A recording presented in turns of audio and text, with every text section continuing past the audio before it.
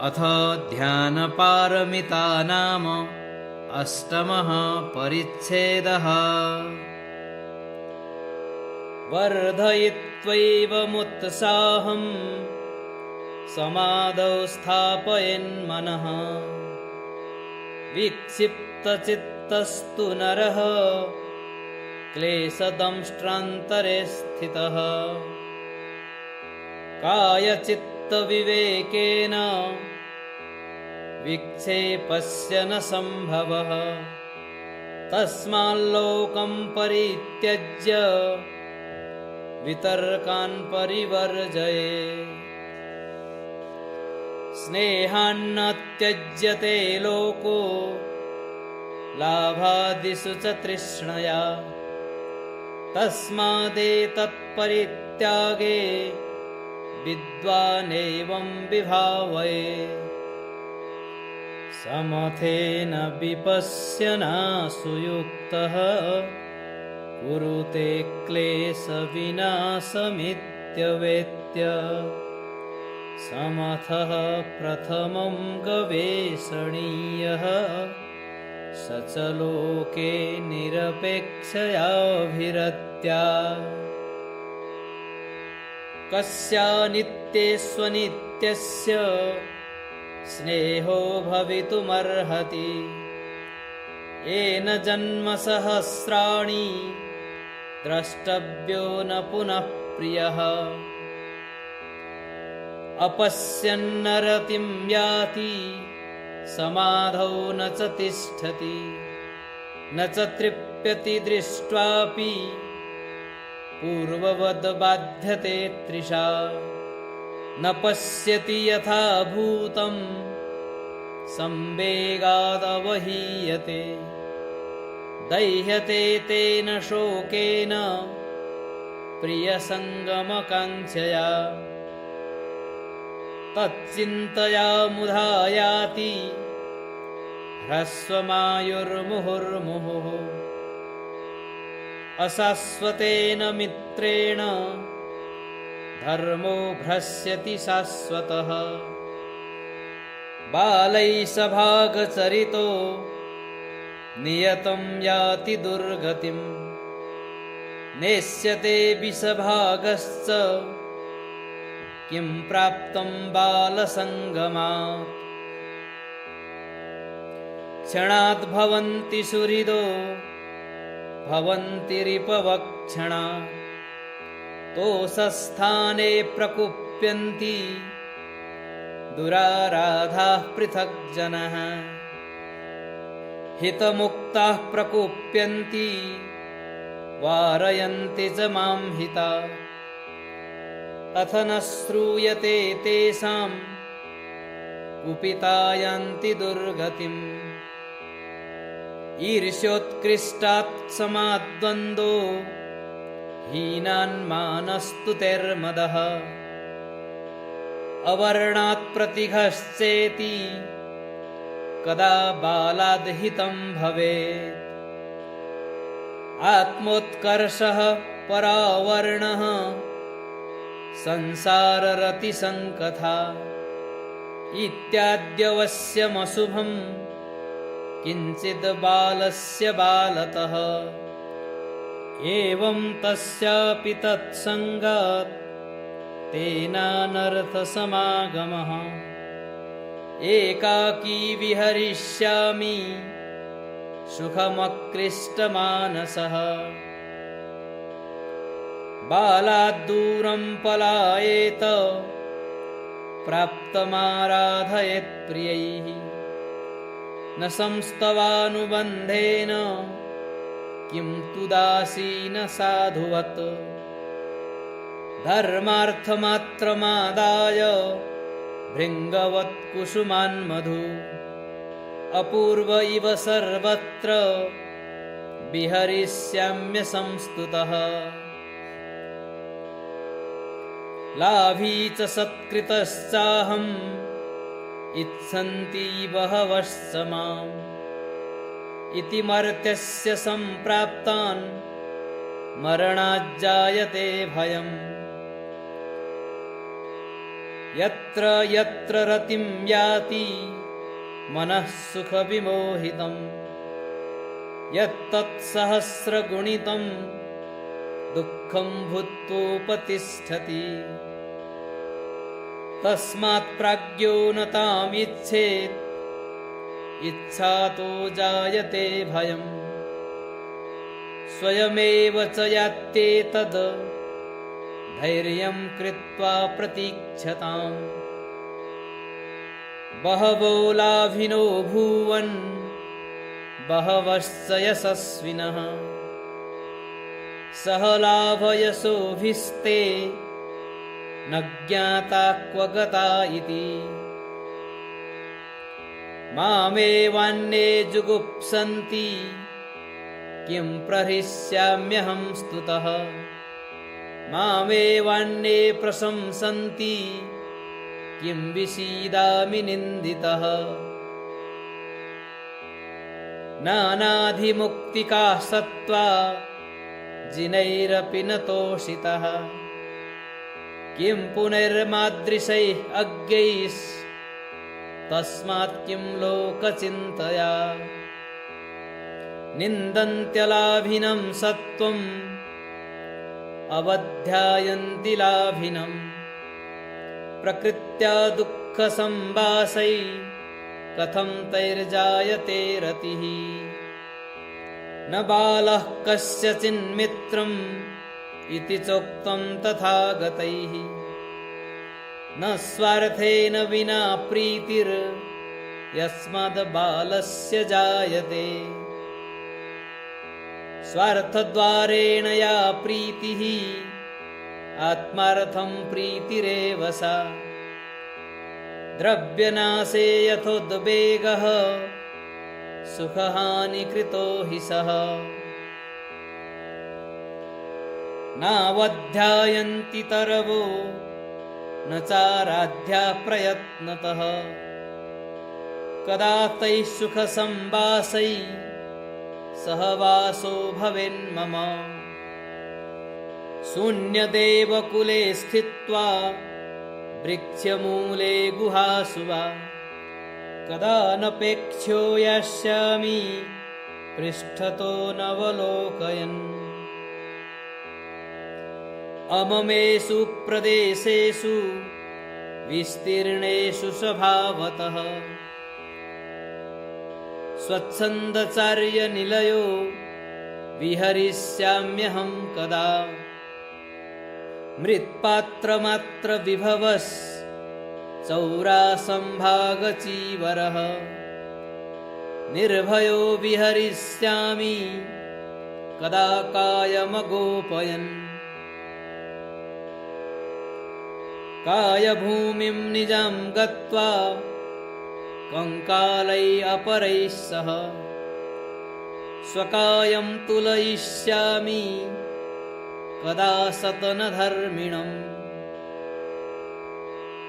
अयमेव हि कायो मे एवं पूतिर्भविष्यति शृगालापि यद्गन्धान् नोपसर्पेयुरन्तिकम् अस्यैकस्यापि कायस्य सहजा अस्ति खण्डकः पृथक् पृथक् गमिष्यन्ति किमुतान्यः प्रियोजनः एक उत्पद्यते जन्तुर्म्रियते चैक एव हि नान्यस्य तद्व्यथा भागः किं प्रियैर्विघ्नकारकैः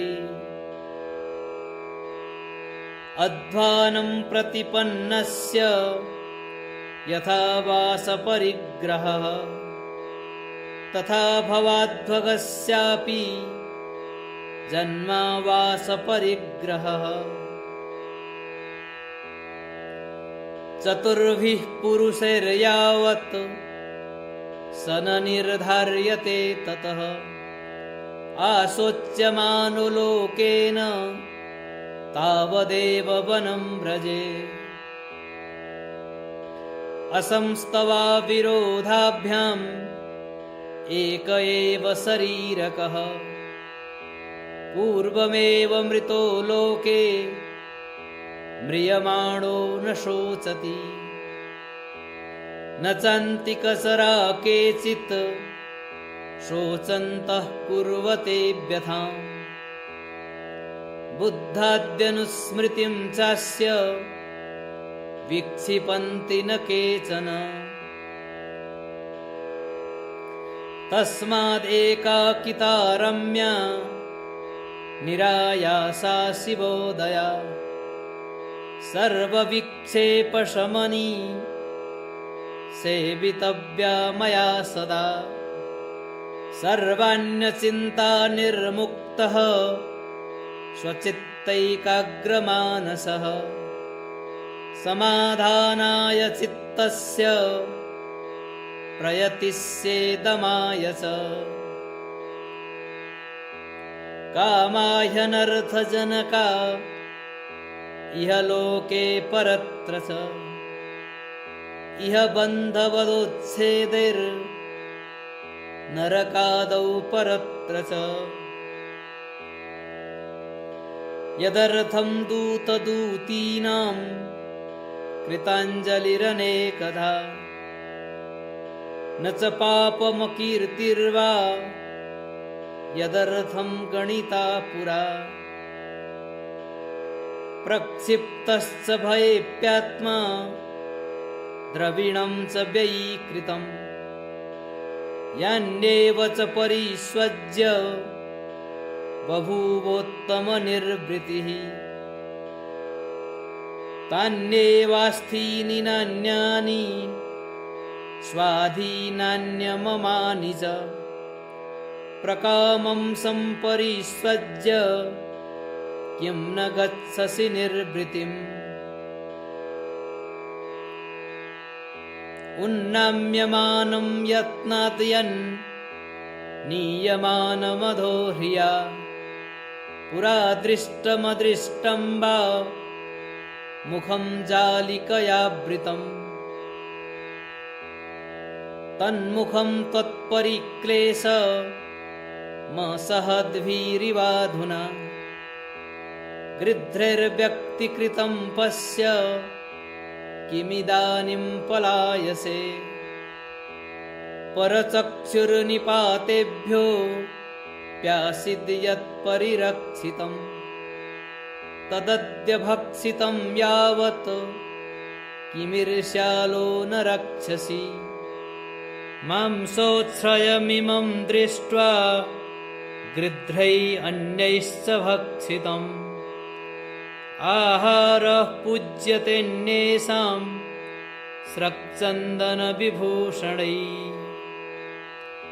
निश्चलादपि ते त्रासः कंकालादेव मीक्षिता वेतालेनेव केनापि चाल्यमानादभयं न किम्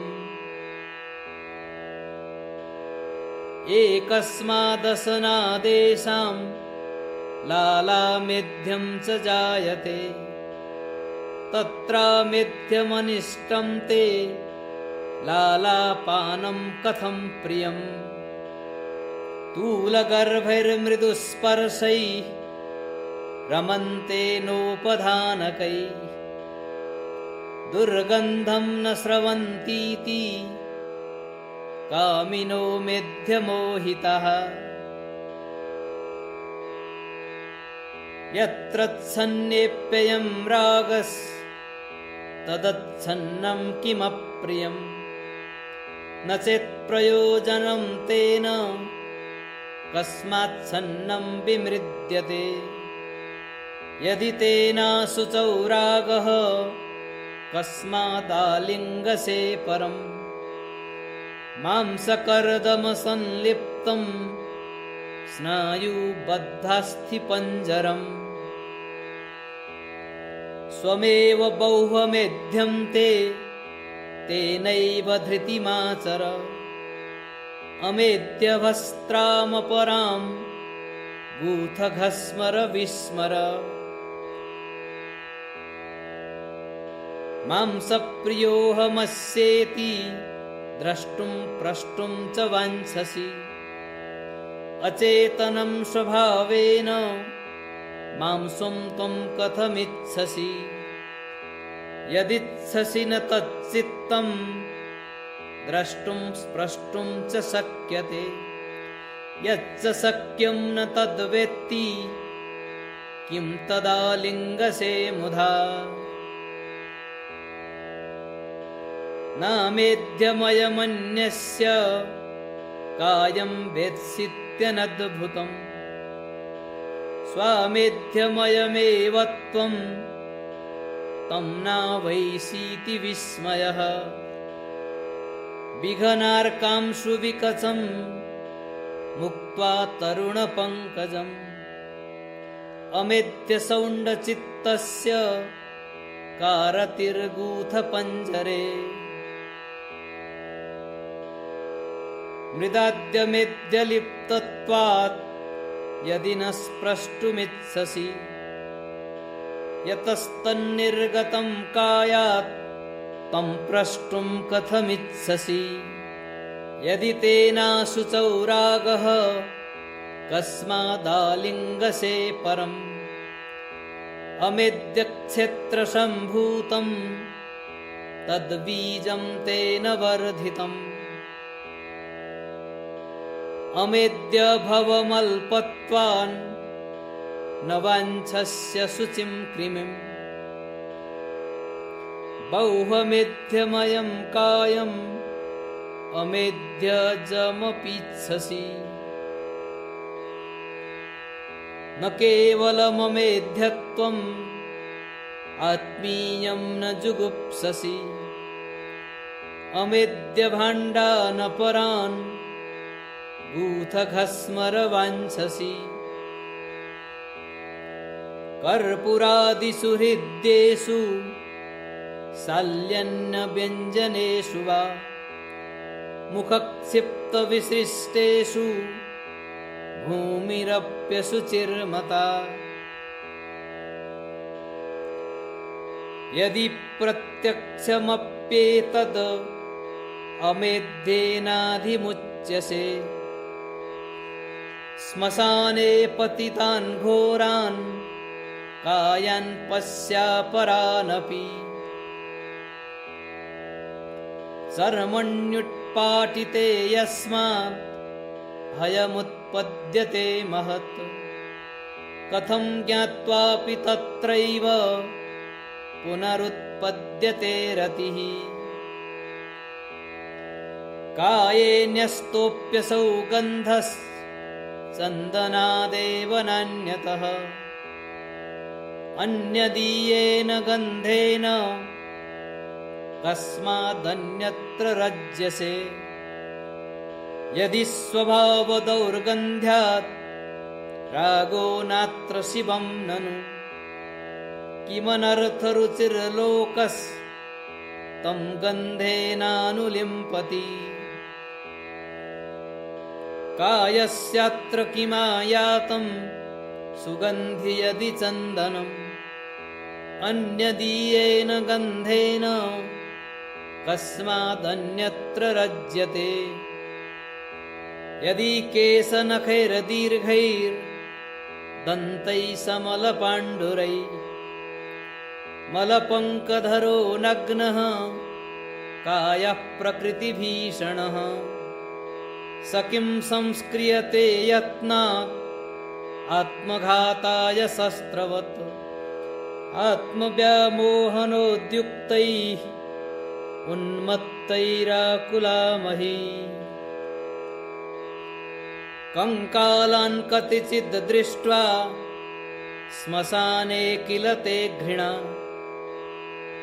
ग्रामश्मशाने रमसे चलत्कङ्कालसङ्कुले एवं चामेयमप्येतद् विना मूल्यं न लभ्यते तदर्थमर्जनायासो नरकादिषु च व्यथा शिशोर्नर्जनसामर्थ्यं केनासौ यौवने सुखी यात्यर्जनेन तारुण्यं वृद्धः कामै करोति किम् केचिद्दिनान्तव्यापारै परिश्रान्ता कुकामिनः गृहमागत्य सायाह्ने शेरते स्म मृता इव दण्डयात्राभिरपरे प्रवासक्लेशदुःखिताः वत्सरैरपि नेक्ष्यन्ते पुत्रदारांस्तदर्थिनः यदर्थमेव विक्रीत आत्मा कामविमोहितैः तन्न प्राप्तं मुदैवायुर्नीतं तु परकर्मणा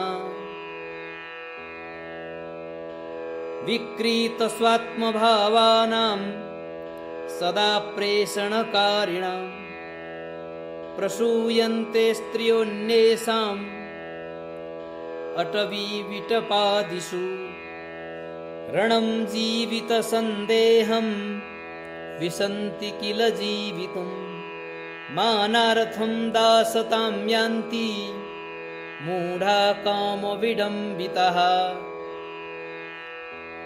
छिद्यन्ते कामिनः केचिद् अन्ये शूलसमर्पिताः दृश्यन्ते दह्यमानाश्च हन्यमानाश्च शक्तिभिः अर्जनरक्षणनाशविषादै अर्थमनर्थमन्तमवेहि व्यग्रतया धनसक्तमतीनां नावसरो भव दुःखविमुक्ते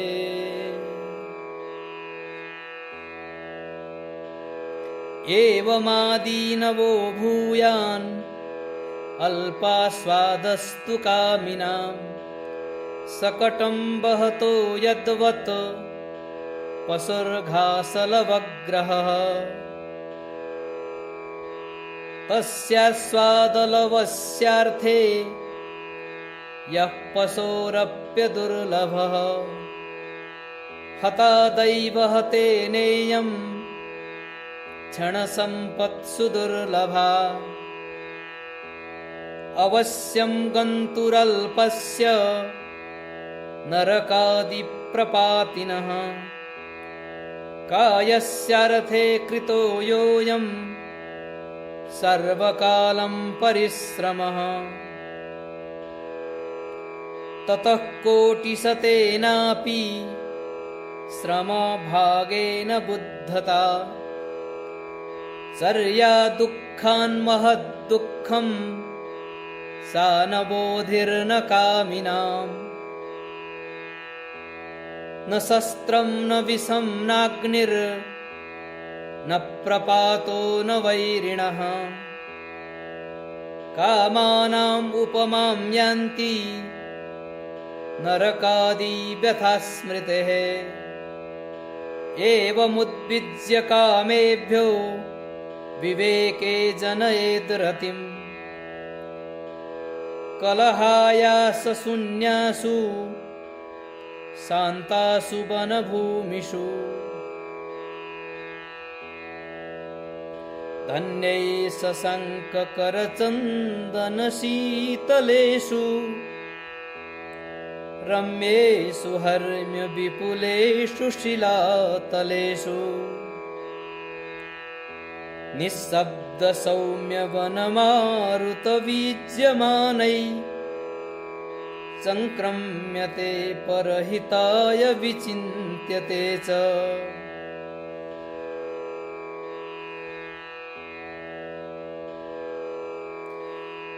विहृत्य यत्र क्वचिदिष्टकालं शून्यालये वृक्षतले गुहासु परिग्रहरक्षणखेदमुक्तः सरत्यपेक्षाविरतो यथेष्टम् स्वच्छन्दचार्यनिलयः प्रतिबद्धो न कस्यचित् यत्सन्तोषसुखं भुङ्क्ते तदिन्द्रस्यापि दुर्लभम् एवमादिभिराकारैर्विवेकगुणभावना उपशान्तवितर्कः सन् बोधिचित्तं तु भावयेत्। परात्मसमतामादौ भावयेदेवमादरात् समदुःखसुखा सर्वे पालनीया मयात्मवत्। हस्तादिभेदेन बहुप्रकारः कायो यथैकः परिपालनीयः तथा जगदभिन्नमभिन्नदुःख सुखात्मकं सर्वमिदं तथैव। यद्यप्यन्येषु देहेषु मद्दुःखं न प्रबाधते तथापि तद्दुःखमेव ममात्मस्नेहदुस्सहम्।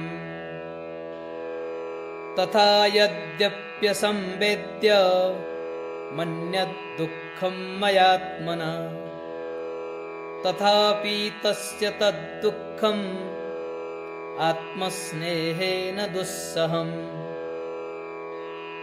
मयान्यदुःखं हन्तव्यं दुःखत्वात् आत्मदुःखवत् अनुग्राह्या मयान्येऽपि सत्त्वत्वात् आत्मसत्त्ववत्।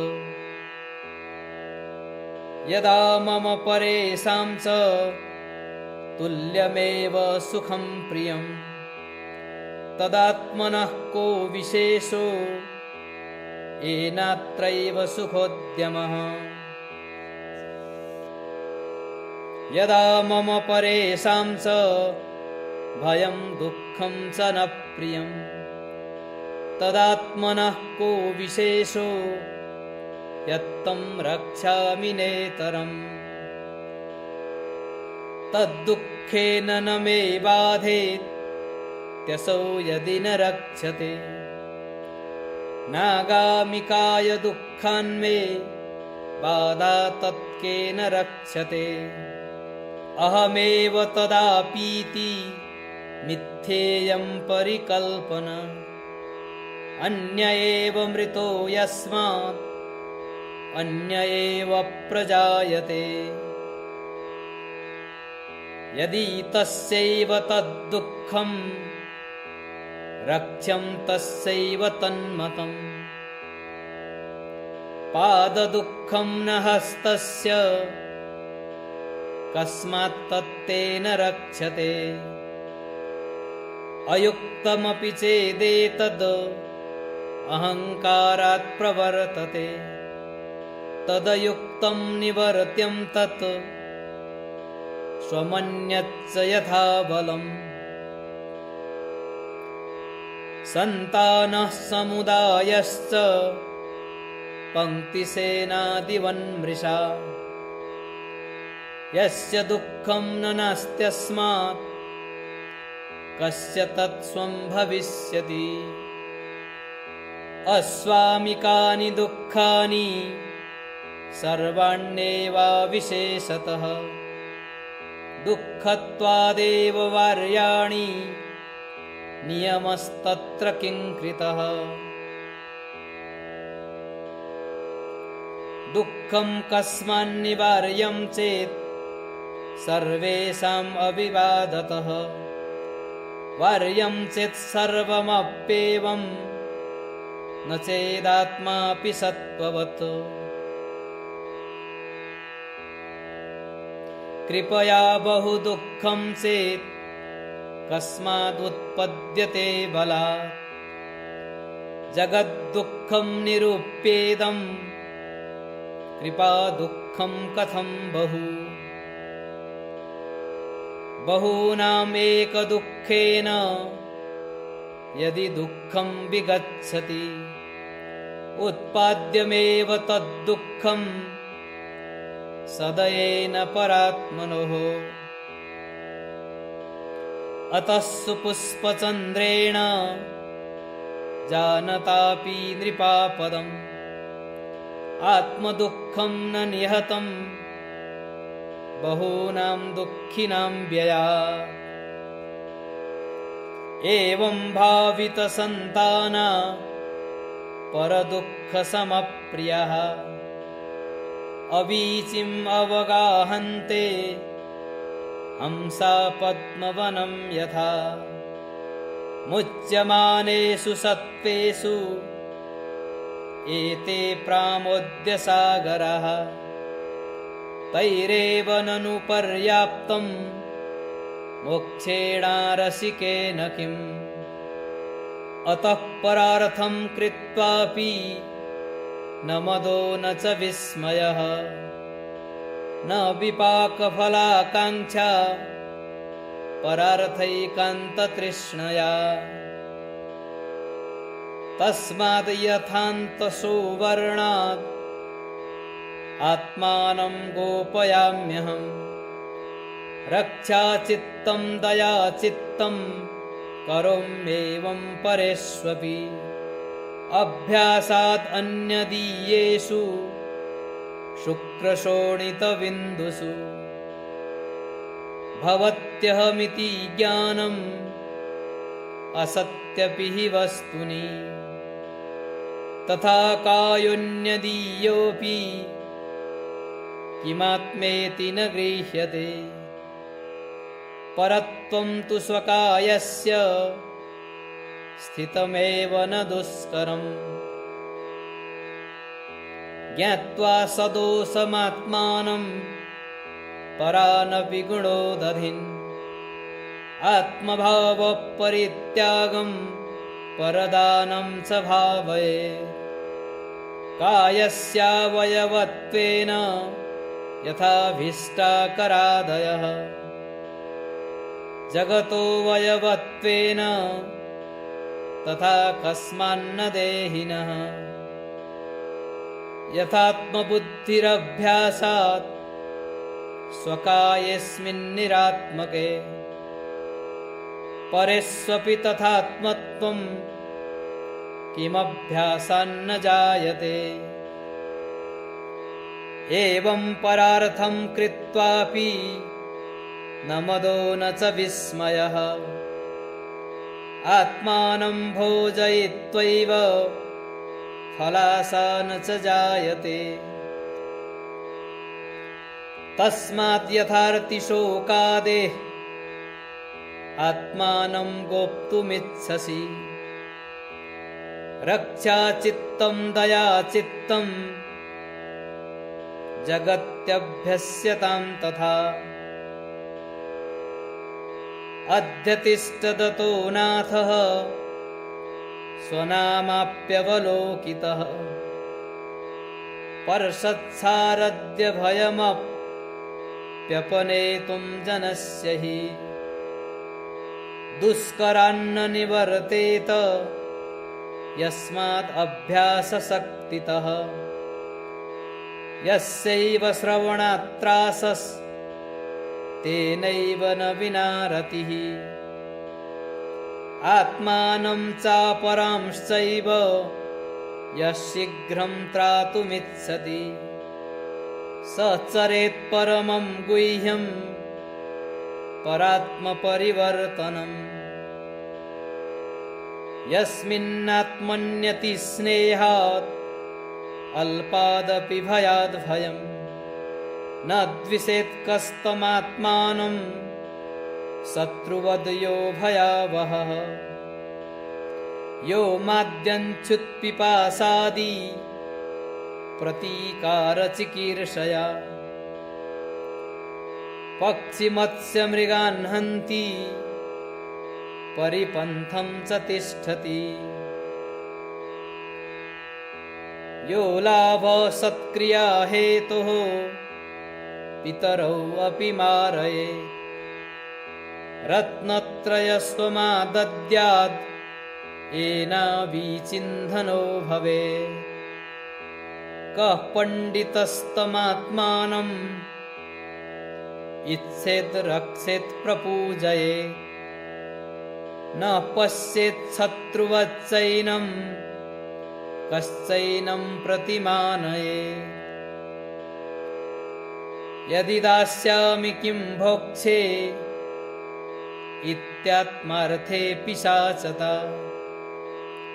किं भोक्ष्ये किं ददामीति परार्थे देवराजता।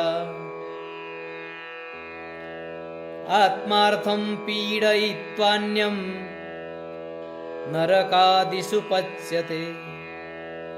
आत्मानं पीडयित्वा तु परार्थे सर्वसम्पदः। दुर्गतिर्नीचता मौर्ख्यं ययैवात्मोन्नतिच्छता।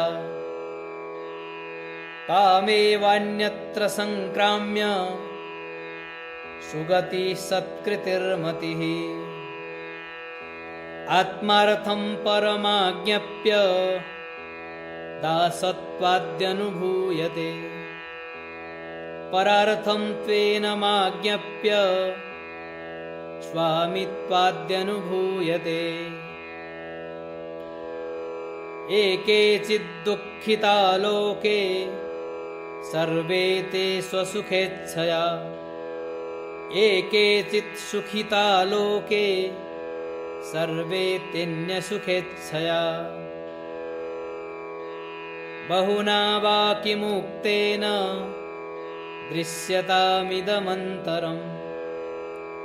स्वार्थार्थिनश्च बालस्य मुनेश्चान्यार्थकारिणः। न नाम साध्यं बुद्धत्वं संसारेऽपि कुतः सुखम्। स्वसुखस्यान्यदुःखेन परिवर्तमकुर्वतः। आस्तां तावत् परो लोके दृष्टोऽप्यर्थो न सिद्ध्यति। भृत्यस्य कुर्वतः कर्म स्वामिनो ददतो भृतिम्। त्यक्त्वान्योन्यसुखोत्पादं दृष्टादृष्टसुखोत्सवम्। अन्योन्यदुःखनादघोरं दुःखं गृह्णन्ति मोहिताः। उपद्रवाये च भवन्ति लोके यावन्ति दुःखानि भयानि चैव। सर्वाणि तान्यात्मपरिग्रहेण तत्किं ममानेन परिग्रहेण। आत्मानमपरित्यज्य दुःखं त्यक्तुं न शक्यते। यथाग्निम् अपरित्यज्य दाहं त्यक्तुं न शक्यते। तस्मात् स्वदुःखशान्त्यर्थं परदुःखशमाय च ददाम्यन्येभ्यः आत्मानं परान् गृह्णामि चात्मवत्। अन्यसम्बद्धमस्मीति निश्चयं कुरु मे मनः। सर्वसत्त्वार्थमुत्सृज्य नान्यचिन्त्यं त्वयाधुना। न युक्तं स्वार्थदृष्ट्यादि तदीयैश्चक्षुरादिभिः। न युक्तं स्पन्दितुं स्वार्थं अन्यदीयैः करादिभिः। तेन सत्त्वपरो भूत्वा कायेऽस्मिन् यद्यदीक्ष्यसे तत्तदेवापहत्यास्मात् परेभ्यो हितमाचर। हीनादिस्वात्मतां कृत्वा परत्वमपि चात्मनि। भावयिष्यां च मानं च निर्विकल्पेन चेतसा। एष सत्क्रियते नाहं लाभी नाहमयं यथा। स्तूयते यमहं निन्द्यो दुःखितोऽहमयं सुखी अहं करोमि कर्माणि तिष्ठत्ये स तु सुस्थितः अयं किल महाल्लोके नीचोऽहं किल निर्गुणः किं निर्गुणेन कर्तव्यं सर्वस्यात्मा गुणान्वितः सन्ति ते स्वहं नीचः सन्ति ते स्वहं वरः शीलदृष्टिविपत्त्यादि क्लेशशक्त्या न मद्वशात्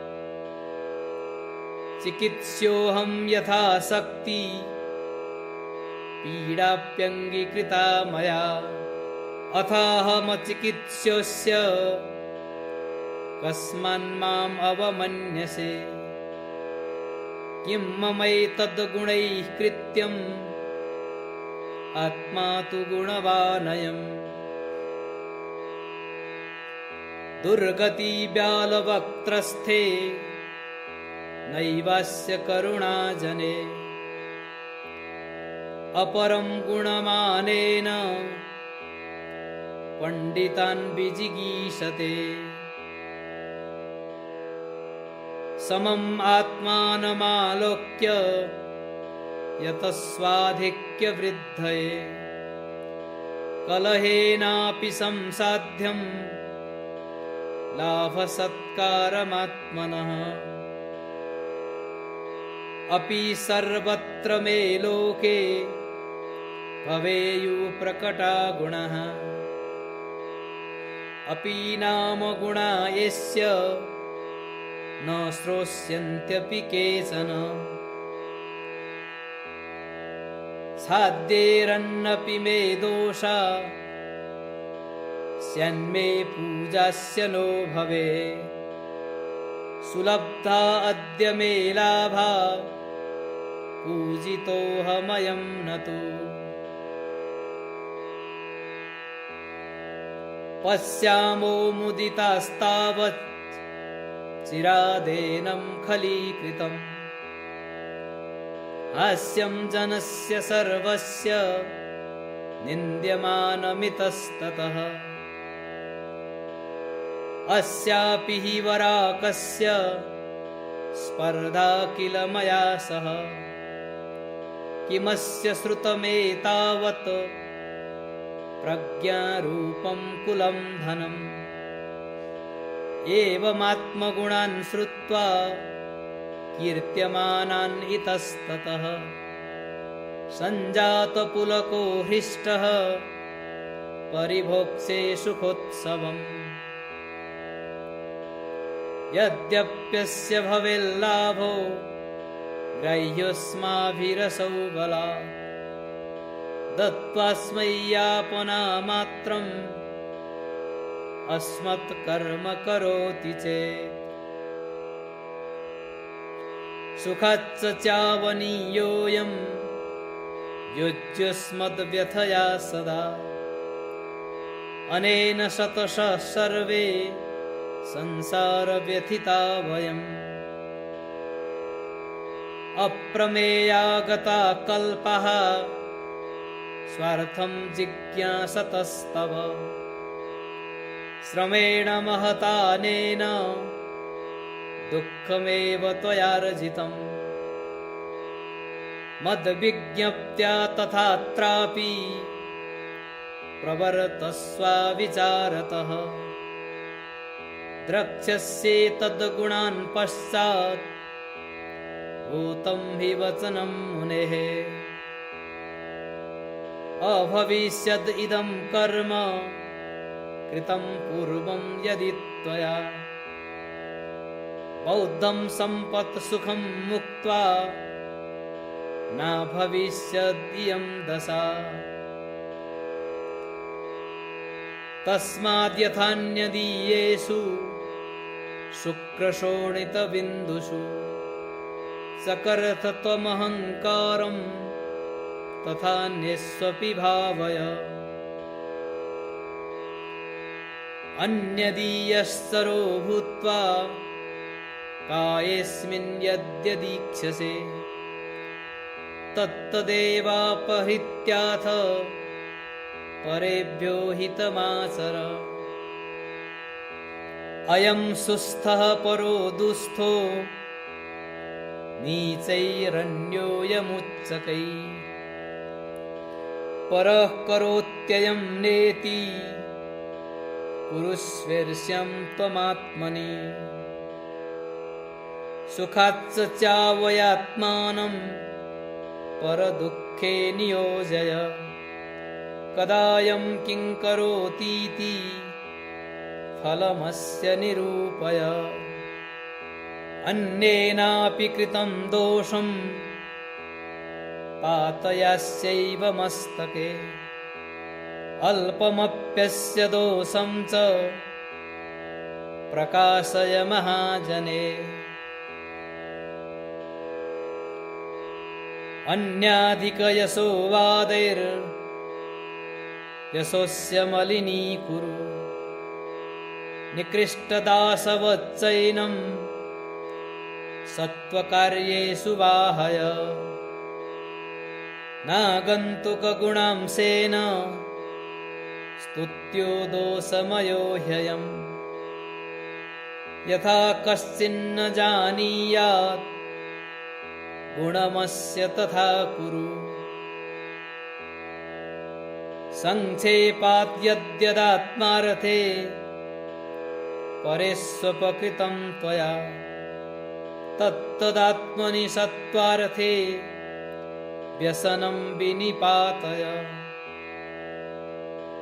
नैवोत्साहोऽस्य दातव्यो येनायं मुखरो भवेत् स्थाप्यो नववधूवृत्तौ ह्रीतो भीतोऽथ संवृतः।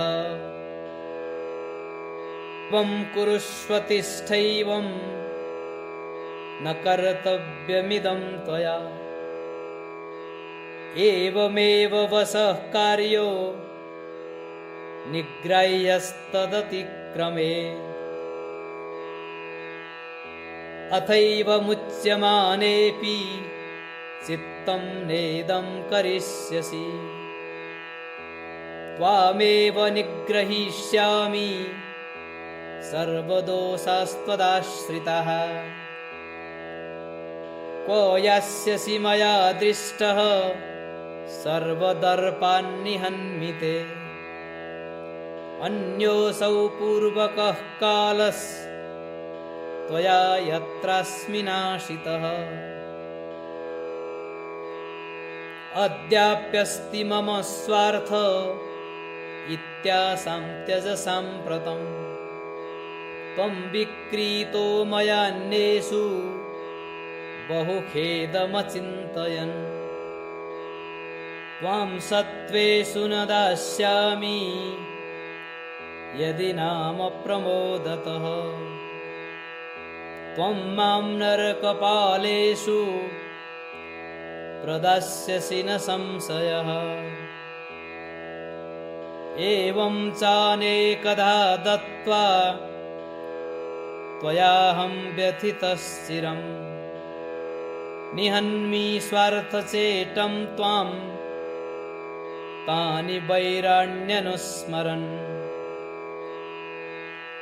न कर्तव्यात्मनि प्रीतिर् यद्यात्मप्रीतिरस्ति ते यद्यात्मा रक्षितव्योऽयं रक्षितव्यो न युज्यते। यथा यथास्य कायस्य क्रियते परिपालनं सुकुमारतरो भूत्वा पतत्येव तथा तथा। अस्यैवं पतितस्यापि सर्वापीयं वसुन्धरा नालं पूरयितुं वाञ्छां तत्कोऽस्येच्छां करिष्यति। अशक्यम् इत्सत क्लेश आशाभङ्गश्च जायते निराशो यस्तु सर्वत्र तस्य सम्पदजीर्णिका तस्मान्न प्रसरो देयः कायस्येच्छाभिवृद्धये भद्रकं नाम तद्वस्तु यदिष्टत्वान्न गृह्यते भस्मनिष्ठावसानेयं निश्चेष्टान्येन चाल्यते अशुचिप्रतिमा घोरा कस्मादत्र ममाग्रहः किं ममानेन यन्त्रेण जीविना वा मृतेन वा लोष्टादेः को विशेषोऽस्य हाहङ्कार न नश्यसि शरीरपक्षपातेन वृथा दुःखमुपार्ज्यते किमस्य काष्ठतुल्यस्य द्वेषेणानुनयेन वा मया वा पालितस्यैवं गृध्राद्दैर्भक्षितस्य वा न च स्नेहो न च द्वेषस् तत्र स्नेहं करोमि किम् रोषो यस्य खलीकारात् तोषो यस्य च पूजया स एव चेन्न जानाति श्रमः कस्य कृतेन मे इमम् एकायमिच्छन्ति तेऽपि मे सुहृदः किल सर्वे स्वकायमिच्छन्ति तेऽपि कस्मान्न मे प्रियः तस्मान्मया नपेक्षेण कायस्त्यक्तो जगद्धिते अतोऽयं बहुदोषोऽपि धार्यते कर्मभाण्डवत् तेनालं लोकचरितैः पण्डिताननुयाम्यहम् अप्रमादकथां स्मृत्वा स्त्यानमिद्धं निवारयन् तस्मात् आवरणं हन्तुं समाधानं करोम्यहम् विमार्गाच्चित्तमाकृष्य स्वालम्बननिरन्तरम् विमार्गाच्चित्तमाकृष्य स्वालम्बननिरन्तरम् विमार्गाच्चित्तमाकृष्य स्वालम्बननिरन्तरम्